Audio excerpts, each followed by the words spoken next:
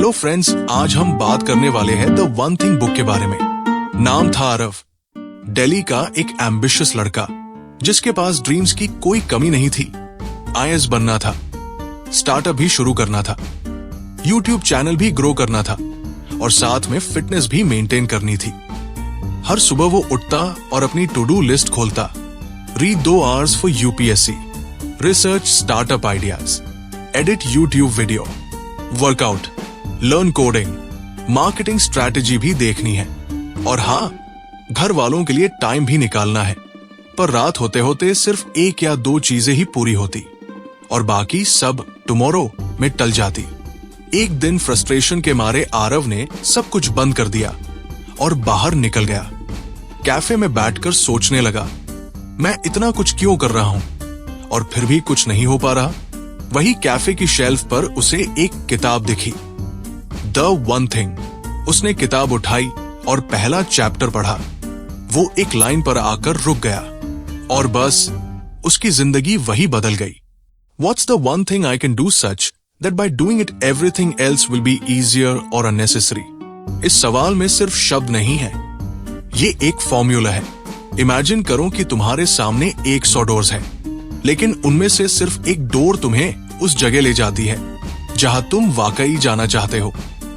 बाकी सारे डोर्स बस तुम्हें थकाएंगे, भटकाएंगे और तुम सोचोगे कि तुम बिजी हो, जबकि तुम सिर्फ घूम रहे हो। ये सवाल पूछना यानी अपने आप से क्लैरिटी मांगना। वो एक काम क्या है जो अगर मैं अभी कर लूं तो बाकी सब आसान या बेकार हो जाएगा?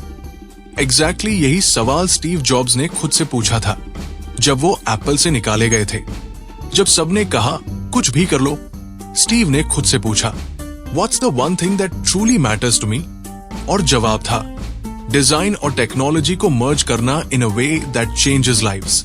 वहीं से एप्पल दोबारा बना, आईपॉड आया, फिर आईफोन और फिर दुनिया बदल गई। स्टीव जॉब्स ने सब कुछ नहीं किया, बस एक चीज चुनी और बाकी सारी चीजें अपने आप लाइन में लगती गई। जब आरव ने यह सवाल खुद से पूछा, what's the one thing I can do, तो जवाब था, आईएएस की तैयारी मेरी प्रायोरिटी है, बाकी सब उसके बाद आएगा।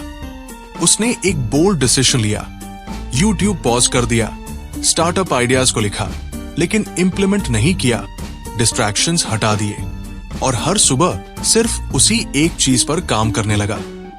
6 महीने बाद उसका परफॉर्मेंस 3 गुना इंप्रूव हो चुका था और सबसे कमाल की बात, अब उसे गिल्ट नहीं होता था कि वो सब कुछ नहीं कर रहा, क्योंकि वो जानता था जब तुम सबसे जरूरी एक चीज पर ध्यान देते हो तब जिंदगी खुद क्लियर होने लगती है।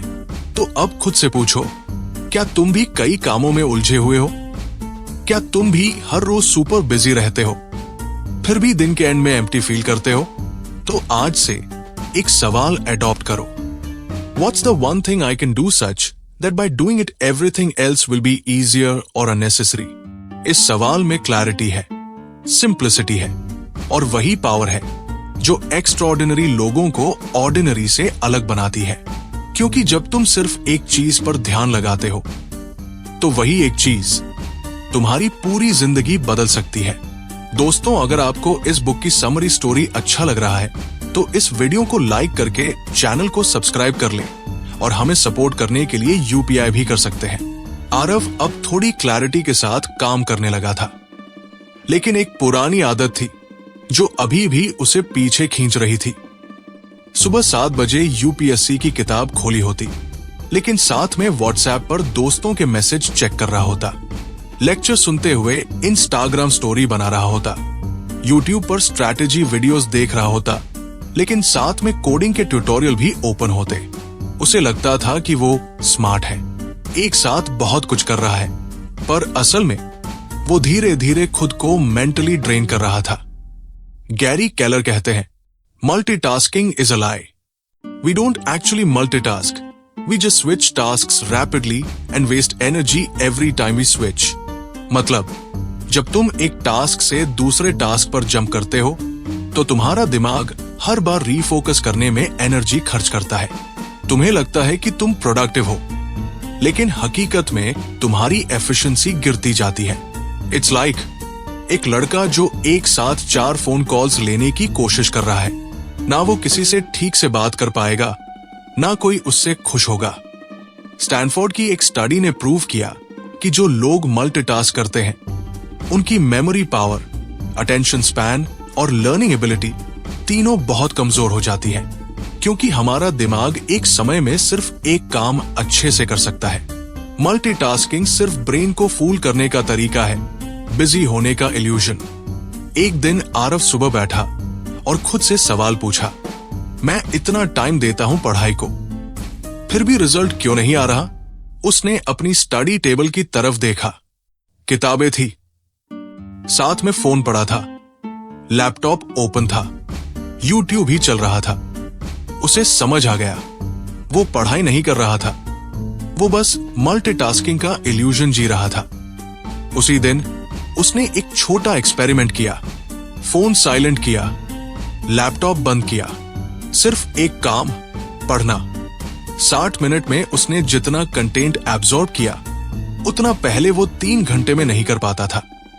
उसका फोकस शार्पन हो गया, याददाश्त बढ़ने लगी और उसके अंदर एक साइलेंट कॉन्फिडेंस आने लगा।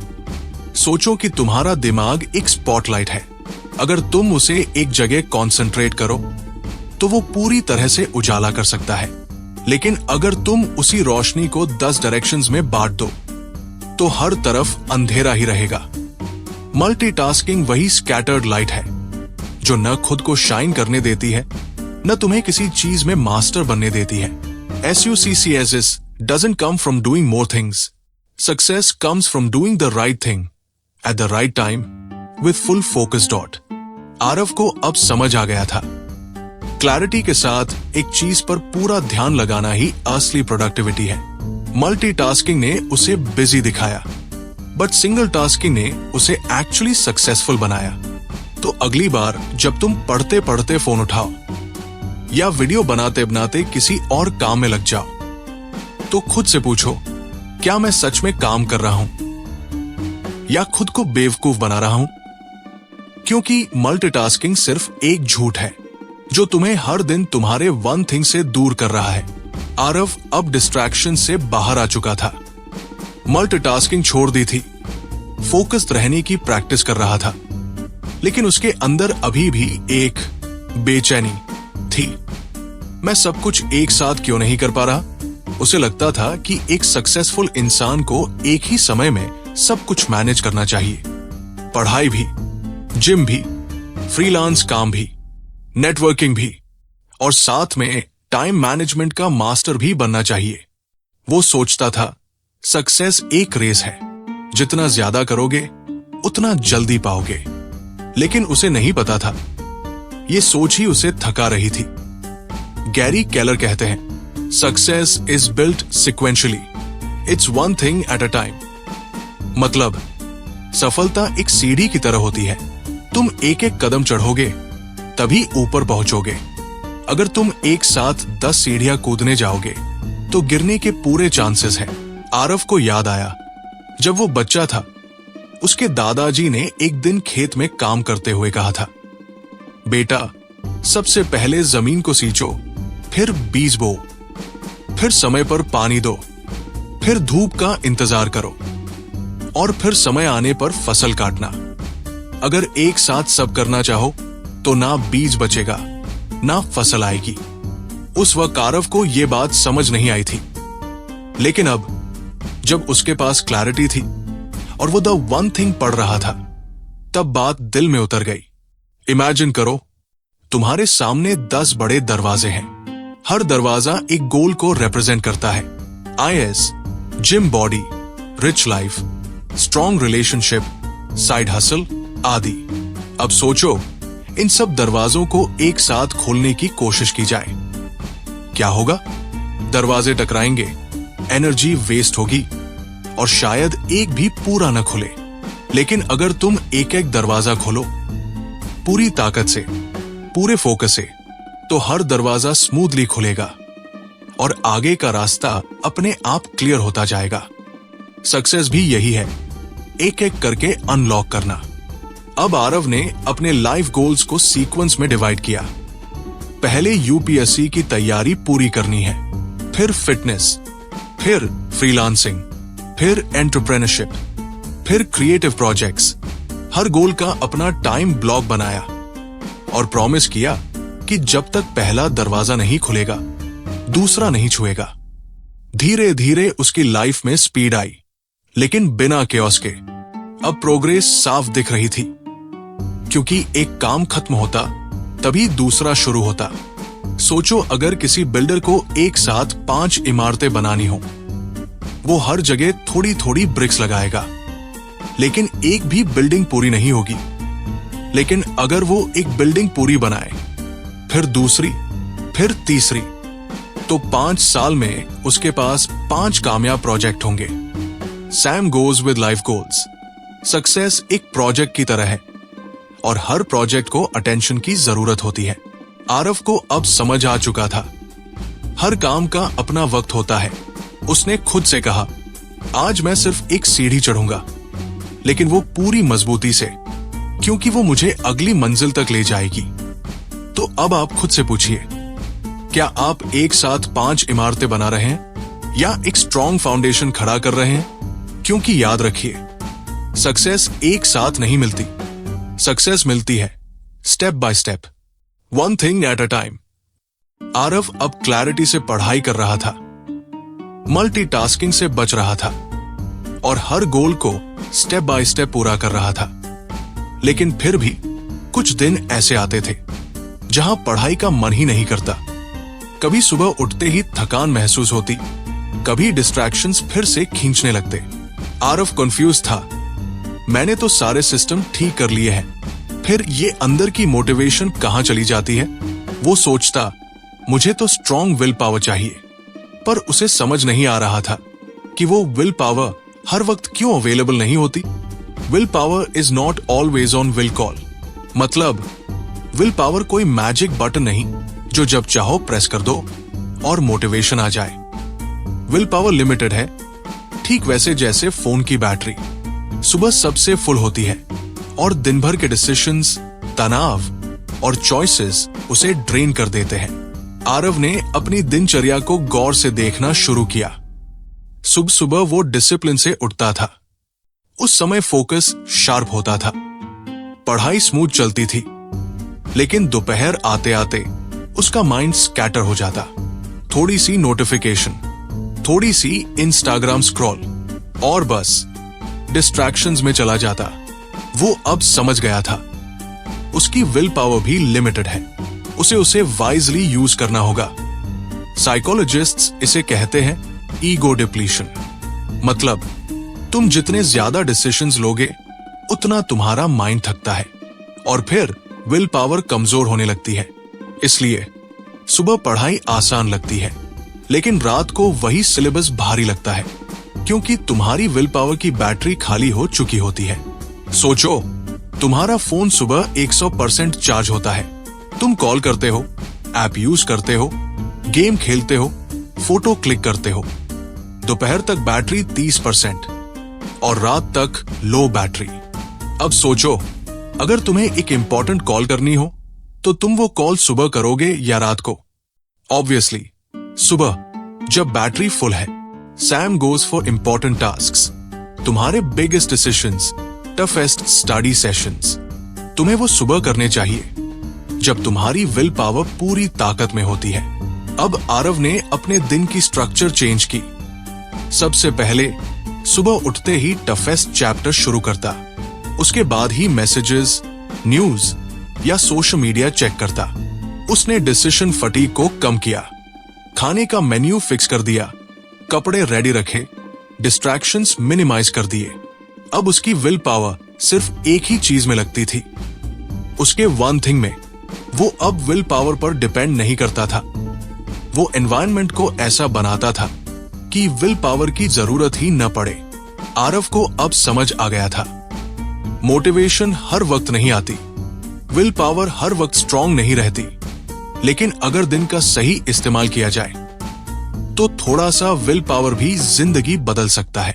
तो अगली बार जब आप कहें, मेरा आज पढ़ाई का मन नहीं है या आज एनर्जी नहीं है, तो खुद से पूछिए, क्या मैं अपनी विल पावर को गलत टाइम पर खर्च कर रहा हूं? क्योंकि जो लोग जीतते हैं वो अपनी ताकत का सही समय पर इस्तेमाल करते हैं। अब आरव का फोकस क्लियर था।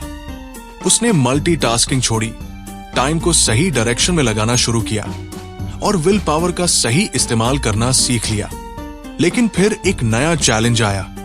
वो रास्ता जानता था, पर मंजिल तक कैसे पहुंचे ये नहीं पता था।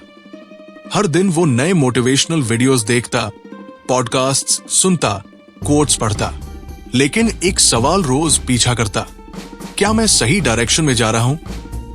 क्या मेरी स्ट्रैटेजी काम कर रही है? मुझे ये स्टेप्स किसने बताए? सक्सेस लीव्स क्लूज, यानी जो लोग सक्सेस तक पहुंचे हैं उन्होंने रास्ते पर निशान छोड़े हैं। अगर तुम उन्हीं स्टेप्स को फॉलो करो तो तुम्हें खुद रास्ता इन्वेंट नहीं करना पड़ेगा। उसी कैफे में आरव की मुलाकात होती है अमित सर से, एक रिटायर्ड आईएएस ऑफिसर जो अब यंग एस्पिरेंट्स को गाइडेंस देते हैं। आरव ने हिचकिचाते हुए पूछा, सर मुझे पढ़ना अच्छा लगता है, लेकिन मैं ऑफन कंफ्यूज हो जाता हूं। कभी स्ट्रैटेजी बदलता हूं, कभी मोटिवेशन ढूंढता हूं। क्या मैं सही कर रहा हूं? अमित सर मुस्कुराए और बोले, बिल्कुल वैसी ही हालत मेरी भी थी, लेकिन फिर मैंने मेंटोर से सीखना शुरू किया जिन्होंने वो रास्ता पहले से तय किया था। तुम्हें मोटिवेशनल वीडियोस की जरूरत नहीं, तुम्हें डायरेक्शन चाहिए, और वो तुम्हें उस इंसान से मिलेगा जिसने खुद मंजिल देखी हो। उस दिन के बाद आरव ने अपना माइंडसेट शिफ्ट किया। अब उसका यूट्यूब फीड मोटिवेशन से नहीं, टॉपर्स की स्ट्रैटेजीज से भरा था। वो कोचिंग से ज्यादा मेंटरशिप ढूंढने लगा। उसने 2 सीनियर्स से रेगुलर कॉल शेड्यूल की जो ऑलरेडी सक्सेस की राह पर थे। अब उसका हर दिन रैंडम हसल नहीं था, बल्कि एक प्रूवन पाथ पर चल रहा था। सोचो तुम एक डेंस जंगल में हो, तुम्हारे पास एक टॉर्च है जो तुम्हें थोड़ी देर तक रोशनी देगी, मोटिवेशन, लेकिन तुम्हें नहीं पता कि रास्ता किधर है। अब सोचो, अगर तुम्हारे पास कोई ऐसा है जो पहले उस जंगल से गुजरा है, जिसके पास मैप है और जो कह सकता है इस मोड़ से मत जाना, वहां खतरा है, तो क्या तुम्हें अभी सिर्फ टॉर्च चाहिए या वो इंसान चाहिए? यही फर्क है मोटिवेशन और मेंटरशिप में। अब आरव मेंटरशिप को प्रायोरिटी देता है। हर हफ्ते वो एक टॉपर की स्टडी रूटीन स्टडी करता है, हर महीने एक रियल लाइफ मेंटोर से गाइडेंस लेता है, और अब वो खुद से नहीं लड़ता, क्योंकि अब वो अकेला नहीं है। तो अगर आप भी सिर्फ मोटिवेशनल रील्स देख रहे हो, लेकिन आपको पता ही नहीं कि एक्चुअल करना क्या है, तो अब वक्त है सही सवाल पूछने का। क्या मैं रास्ता खुद बना रहा हूं, या किसी ऐसे से सीख रहा हूं जो मंजिल तक पहुंचा है? क्योंकि मोटिवेशन आपको उठाती है, पर मेंटरशिप आपको मंजिल तक पहुंचाती है। अब तक आरव क्लैरिटी पा चुका था, डिस्ट्रैक्शन से बचना सीख गया था, विल पावर वाइजली यूज कर रहा था, और मेंटरशिप से डायरेक्शन भी मिल रहा था। फिर भी कुछ दिन ऐसे आते थे जब वो सैम डेस्क पर बैठकर पढ़ने की कोशिश करता, पर 10 मिनट में ही मन भटकने लगता।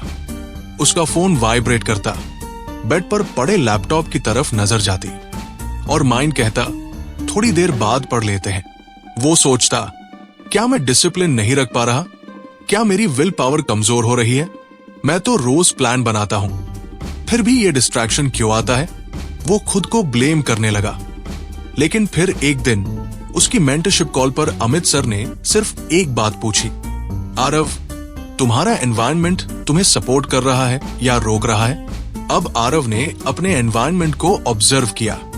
स्टडी टेबल पर फोन पड़ा रहता था, बैकग्राउंड में नेटफ्लिक्स ओपन था, नोटिफिकेशंस चालू रहती थी, कमरे में हवा तक बंद थी। वो अब समझ गया, वो डिसिप्लिन्ड तो था, पर उसका एनवायरनमेंट उसे हारने पर मजबूर कर रहा था। उसने फोन को दूसरे कमरे में रखना शुरू किया, स्टडी टाइम में इंटरनेट ऑफ करने लगा, दीवार पर एक जायंट कैलेंडर लगाया जिसमें हर दिन का प्रोग्रेस ट्रैक होता था। उसने अपने आसपास पॉजिटिव लोग बनाए, 2 फ्रेंड्स के साथ अकाउंटेबिलिटी ग्रुप बनाया। अब वो जब भी पढ़ने बैठता, उसका एनवायरनमेंट उसे पुल करता था। डिस्ट्रैक्शंस नहीं, फोकस की तरफ। मान लो तुम्हारा गोल है फिट होना। तुमने डिसाइड किया अब मैं डेली वर्कआउट करूंगा, लेकिन तुम घर में बैठकर यूट्यूब खोलते हो और बगल में सोफे पर चिप्स पड़े हैं, टीवी ऑन है और कोई तुम्हें कहता है चल एक मूवी देख लेते हैं। क्या तुम वर्कआउट कर पाओगे?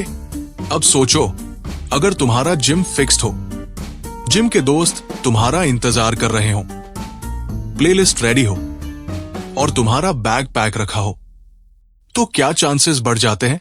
यही फर्क है एनवायरनमेंट का।